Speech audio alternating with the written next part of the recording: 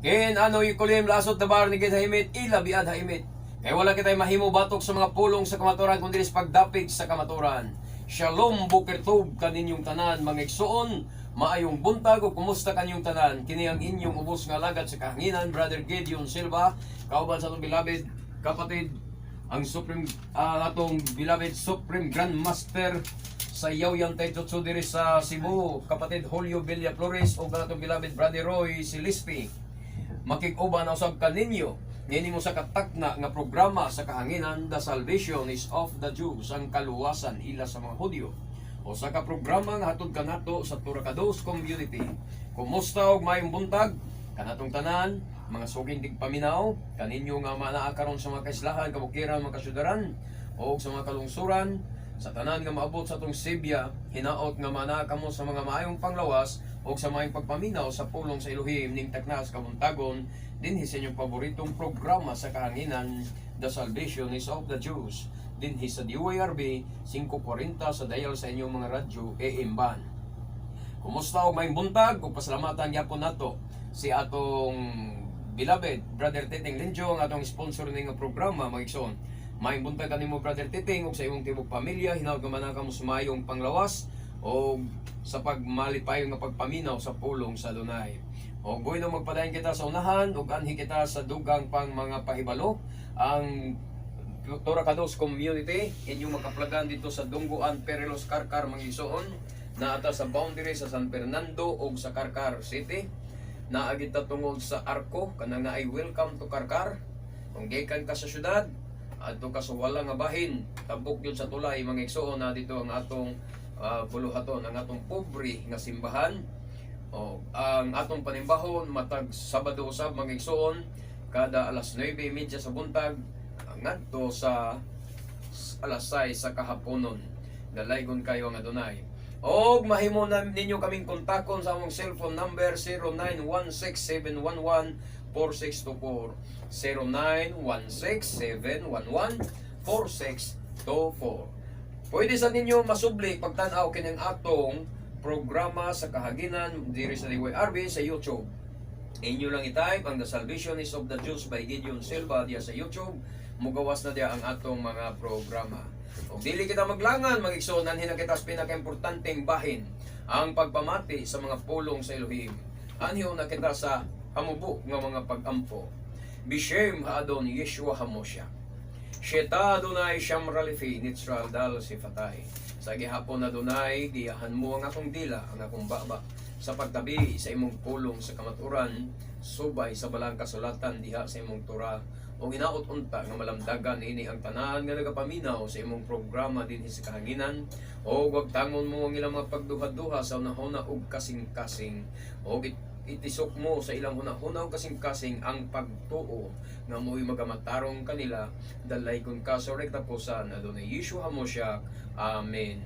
O dalay kun kayo ang Adonai sa gihapon atong ipadayon mga igsoon ang atong tema sa miaging Domingo nga atong nabiyaan. Naghisgot ta sa miaging Domingo mga kaigsoon ko bahin sa ang Galatians 3:6 ngadto sa 12 may atong gibiyaan nga bersikulo, unya atong isgotan ang kaluwasan nga nahitabo sa mga Israelita dito sa Egypt. Sa ilang paggawa sa Egypt mga igsoon, kung atong subayon ang kasaysayan sa ilang paggawa sa Egypt, atong nahibaluan nga sa wala pa sila manggawa sa Egypt ang mga Israelita, na ulipon sila sulod sa 400 ka tuig dito sa kamot ni Paraon sa Ehipto. Naulipon sila dito, unya mituaw sila mga kaigsunan ngadto sa Elohim ni Abraham, nangayo ug nangita sila kaluwasan.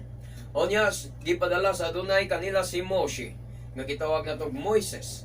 Niya pag-abot ni Moshe, nagpakita ang Adonai diha sa mga kamot ni Moshe, pinaagis paghimog daghang mga milagro, mga katinglahan o mga napulo ka manghampag dito sa Ehipto, nga sa katapusan ang gipamatay ang mga panganay anak sa Israel.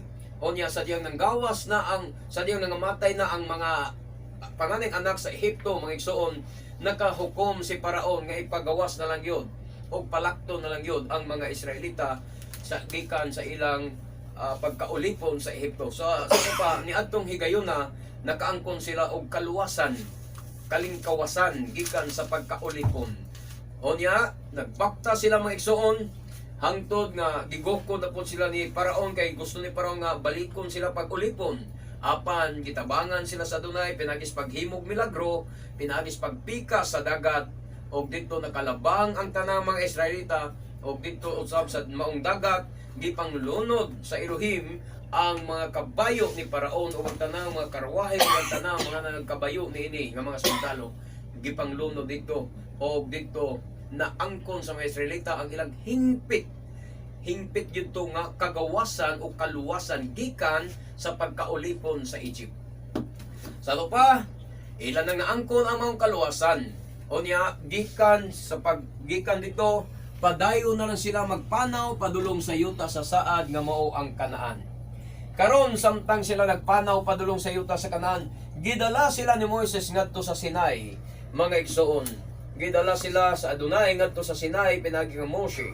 Onya dito gihatag kanila ang Torah, gihatag kanila ang napulo ka sugo. So ato karong masabtan mga kaigsunan ko nga human di ay ang tao maluwas, di ba? Ang pagtuo di ay sa tao. Unsa may gibuhat sa mga tao no? Kini magsugod gyapon tas pagtuo. Sa diyang ito nga si Moises, nagpaila si Moises ngadto sa mga pangulo sa mga Israelita, sa mga diakono, sa mga ansyano, sa mga Israelita, mga igsoon. Nagpaila si Moises iyang kaugalingon dito. Ang response sa mga tao mao ang pagtuo. Mituo sila nga si Moises sinugo sa Adonai. Mituo sila nga si Moises pinadala sa Adonai. So mituo sila. So mao gyapon way kalainan sa pattern sa atong kaluwasan karong panahona nga kinahanglan gyapon tang mutuo sa Adonai. Pagtuo lang gyapon ang atong basihan. Sila mituo kang Moises. Mohinungdan nga naluwas sila gikan sa pagkaulipon.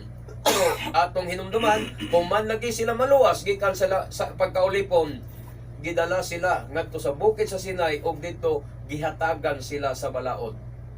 Namalibad ba ang mga Israelita? Wala. Namalibad ba ang mga kaparian? Wala. Dapat unta namalibad sila. Kung kita pa to, mga igsoon, mga Kristiyanos, mamalibad tingalita. Maingon tayo, di na kinahanglan. Di ba makakita tag mga baptist ron? Enough na sa ilang pagtuo. Daw, sure na yun sila nga maluwas sila pagtuo. Nga kung imong walihan bahin sa balaod, maingon, sos, hindi na kinahanglan. Di na importante.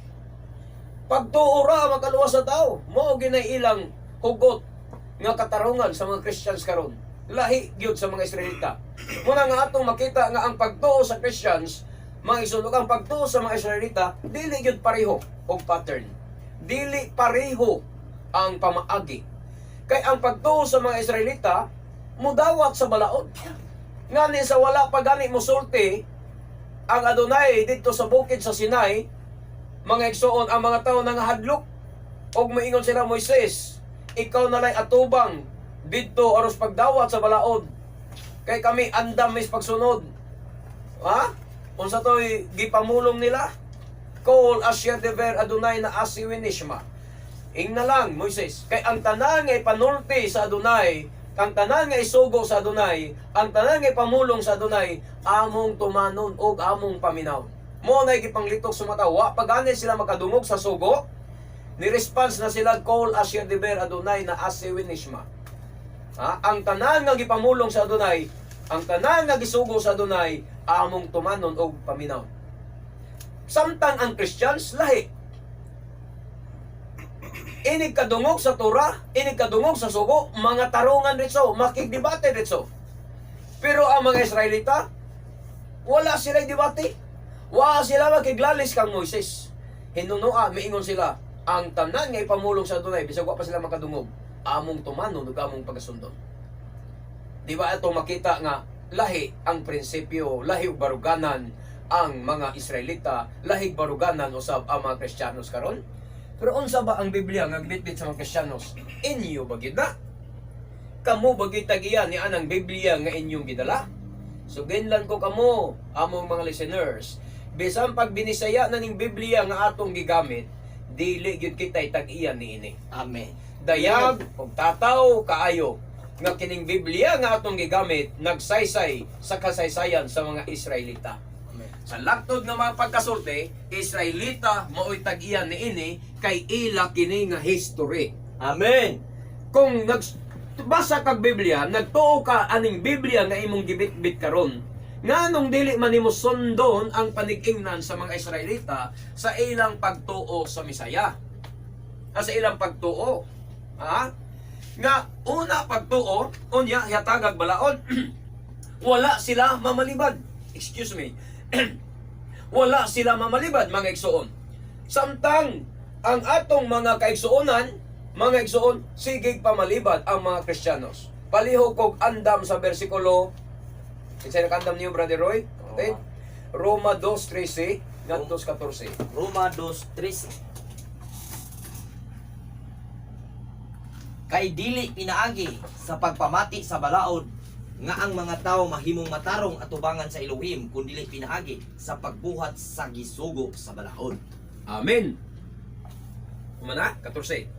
14. Ang mga dili Hudyo wala mailalom sa balaod apan kon sa kinaugalingon nilang paningkamot magbuhat sila sa gisugo sa balaod kana mahimong balaod alang kanila bisan tuod wala sila mailalom sa balaod. Amen. Amen. Muna siya sa 2:13 o 14 sa Roma.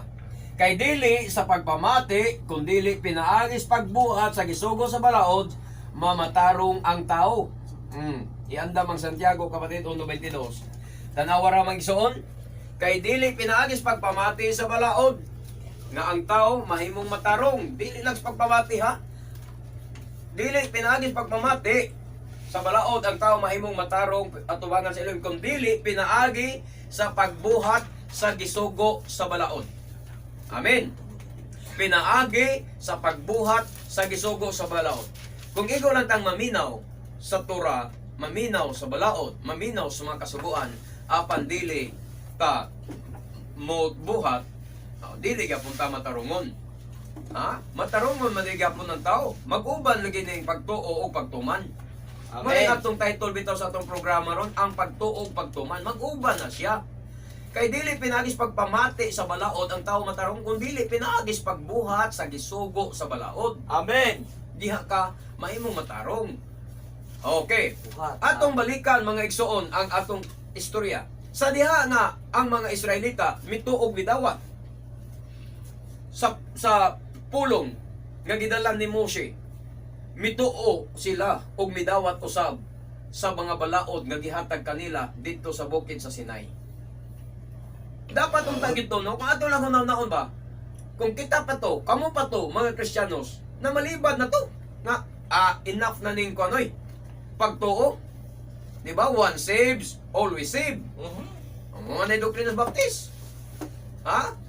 Ang once nga naluwas na ta, luwas na kita hangtod sa hangtod. Mo man na ila. Di na kinahanglan mo tuman sa balaod. So kung kamo pa itong mga Israelita, kamo gitong supakan. Kung kamo pa'y nahisakop sa mga Israelita itong panahon na, kamo'y unang supak. Ang mga Baptist mo'y number 1 supakan. Ang mga Kristiyanos mo'y number 1 supakan. Kaya nga naman, mga tarungan dayon. Munang wa kita piliya. Mo bitay rason nga nganong Israel mo'y gipili.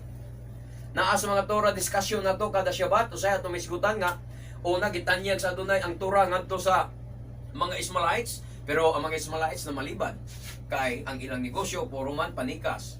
Unya gitanyag na po niya dito ang iyang Torah ngadto sa kang Edom, sa Edomya, na malibad na sad ang mga sakop ni Edom kay sila mga kriminal. Sa diyang gitanyag niya ang Torah ngadto sa mga Israelita sa Sinai.